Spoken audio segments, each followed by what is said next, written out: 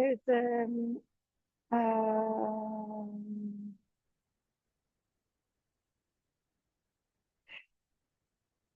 when there's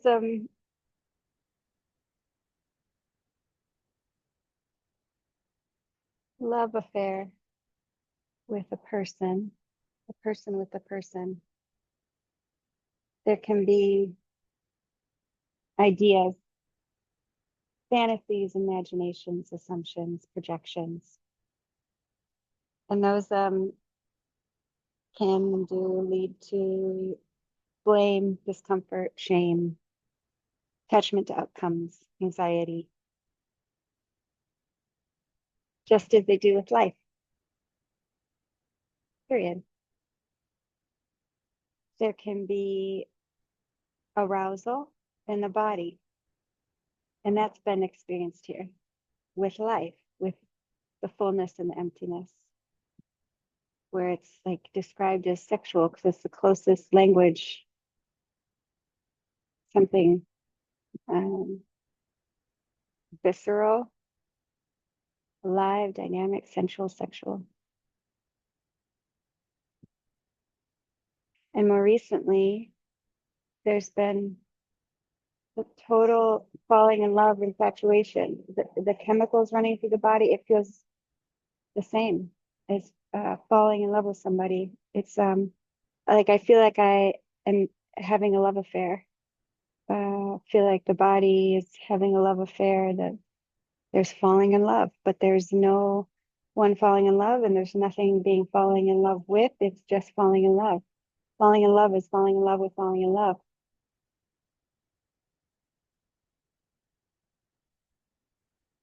And Helen Hamilton said such a beautiful thing. Wait, what is it? So before it was like, here it was like, life is fucking itself, And that can be initially like, there can be, and it can change and grow, that arousal or attraction. But then there's something when there's meeting and meeting and meeting a being, two body minds meeting each other. And then there's a different kind of, there's kind of this sexual, animalistic drive, attraction, arousal, that physiology. There can be the chemicals running through the body, and there can be a deep fondness, curiosity, openness, fascination, right? As being is being discovered. What did she say? It loves itself so much it wants to interact with itself. Oh,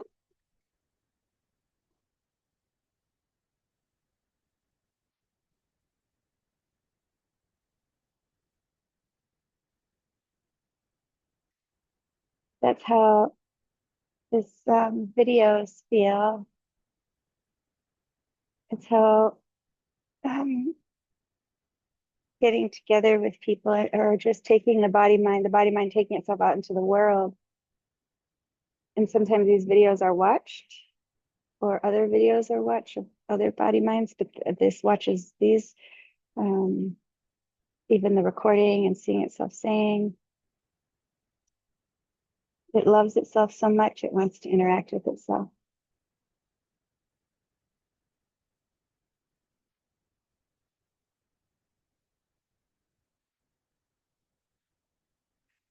When the mind claims ownership, it's prideful and it's confined and uncomfortable. It can be a hit, a high from it, something, that illusion of arriving somewhere, but then so much to be lost in the mental version of this. But the direct experience of it loves itself so much it wants to interact with itself, is so pure, unmistakable, not to actually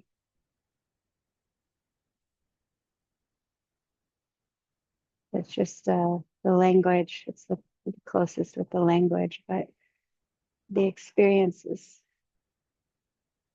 kind of inseparable, unlocatable. and undeniable.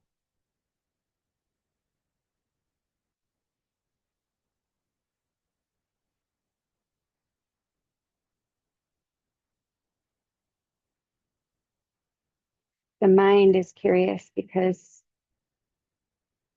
the thoughts of previous, if there's like the relating this to um, intimate partnerships between body minds, the honeymoon period wears off and the minds uh, will think it's knows what the other being is and it starts to track patterns, but the mind tracks its default is to like look for danger or problems, not even to look for, just to reflect back facets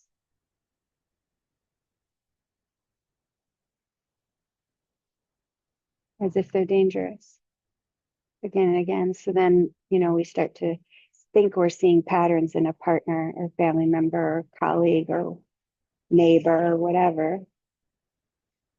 What happened yesterday, there was this like uh, in loveness, and then it's desire to go out in the world and be in love with the world. And then walking out the door, immediately saw a neighbor. This body wasn't wearing a bra and it was putting on a backpack. And this neighbor who goes through waves of like cycling through different kinds of mental states. And it seems that in one of those cycles repeatedly, this has experienced him in different ways, trying to communicate a desire to see my breasts. And it not feeling good. So there was like putting on the backpack, and then like he was turning to say hi, and there was like hiding behind a bush. So it was like the body was like there was a response to a mental history of that person rather than a spontaneous newness, which is so understandable. That happens. Um, but it was a protectiveness to like hide the body. And it looked like he saw the avoidance, and who knows how it was interpreted there, but uh, and then he kind of moved away. Like it looked like he was reading a cue and moved away, but could have easily been interpreted there as I don't want to say hi. Um,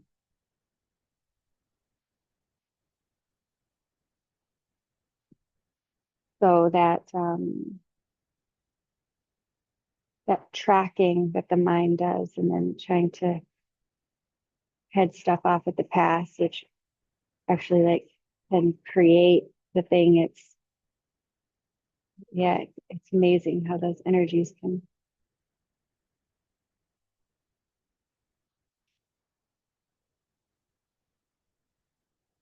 So understandable and automatic.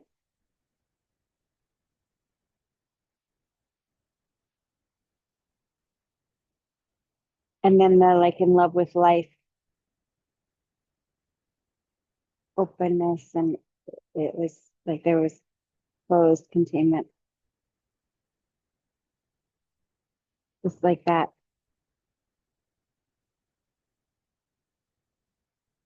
It's so cool. And it's so awesome.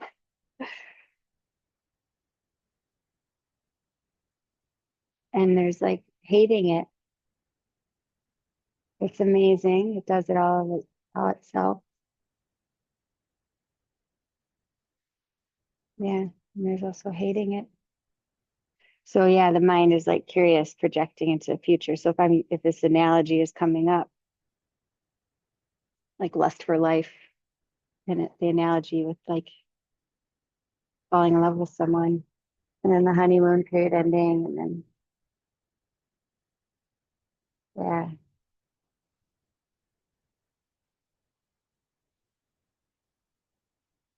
like it's theorizing or projecting into the future how it'll be.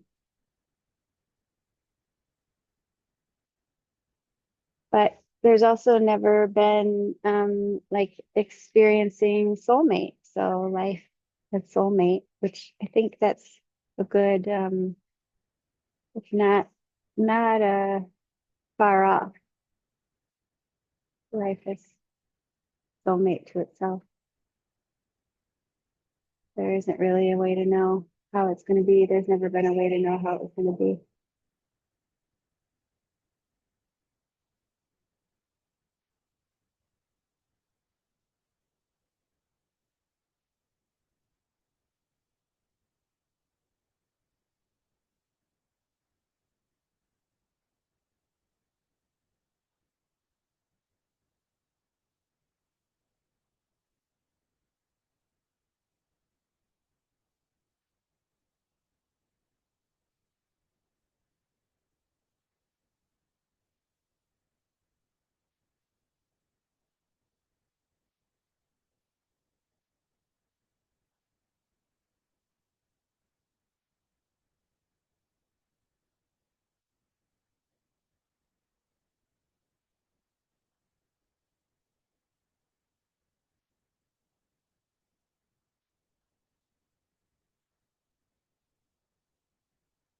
And walking Mondays, I go usually to a coffee shop and do my monthly billing and stuff, and walking. And then there was a moment of oh, recognize empty space, and then no, it wasn't what was chosen. Um, like just the diving back into the visceral quality of human, even if it sucks. Like that was opted for over uh, awareness of awareness.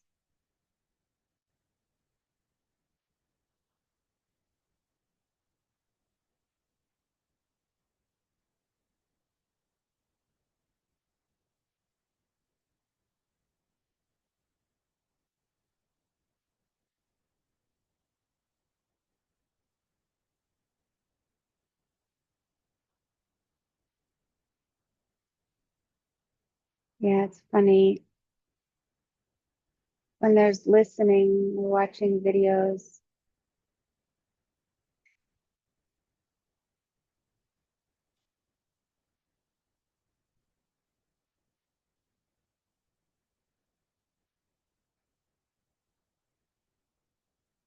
There can seem to be experiences of like validation in people's describing. There can be like validation. Oh yeah, that's recognizable. There can be a direct experience in the moment of the moment, which of course the previous example of like that's recognizable, that is a moment, that is it's happening in the moment. Um, and uh, and there can seem to be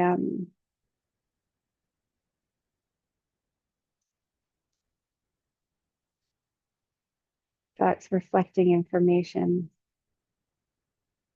as insufficiency, something, oh, do that more, or that hasn't happened, or it's not good enough, or I don't agree, or something, some, yeah, dissonant, problematizing, self-improvement kind of situation in the mind.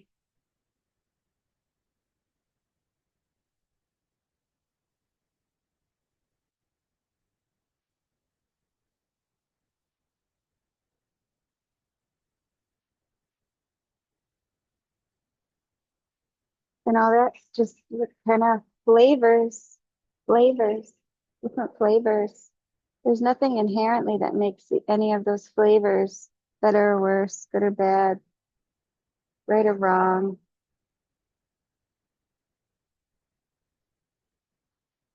So processes, therapeutic or spiritual or physiological, can provide some sort of template or direction for um, accessing or recognizing openness, softness, releasing, letting go.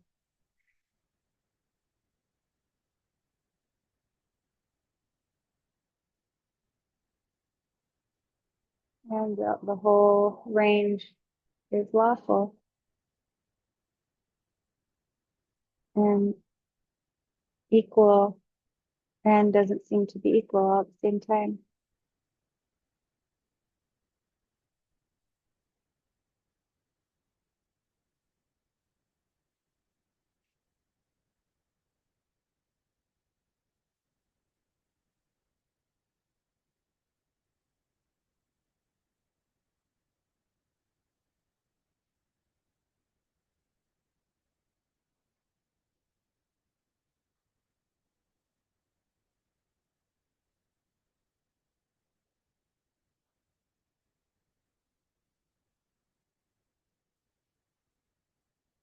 So the love affair in this moment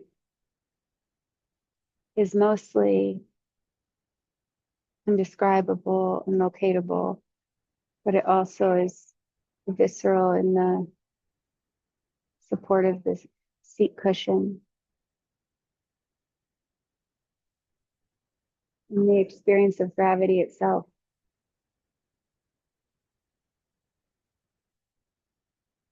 in the experience of sensation at all, in the mystery of sensation bleeding into sensationlessness,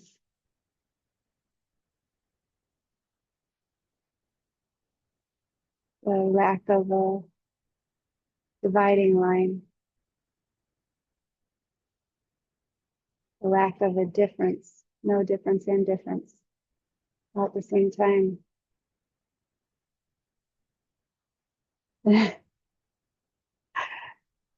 Is like making love in the deepest, deepest, deepest insides so much sexier and fuller and emptier than a body penetrating a body.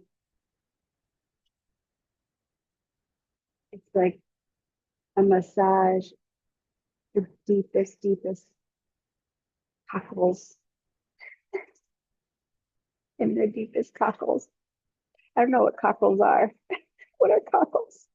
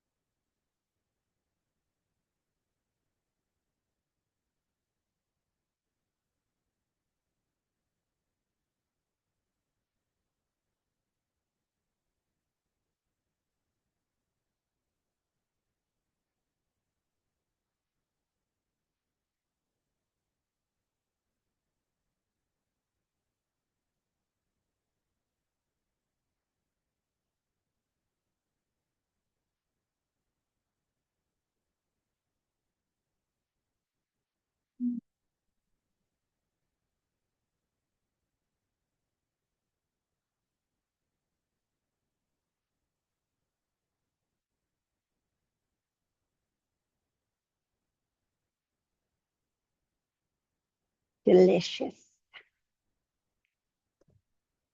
That was like Hannibal Lecter shit.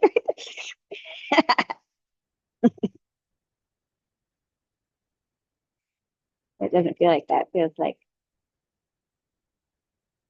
like a like a baby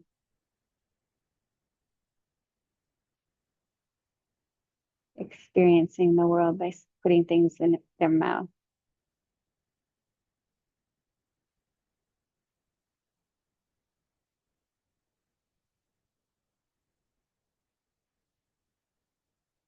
Mm.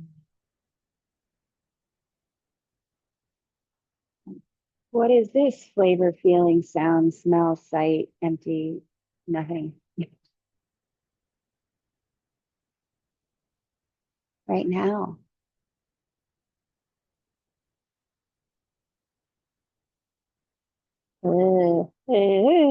Juicy and airy, like a cool breeze and a sweet milky drink and a massage in the aftermath of an orgasm and the releasing right before falling asleep and the seeing of beauty, natural beauty, and hearing the perfect soothing tone.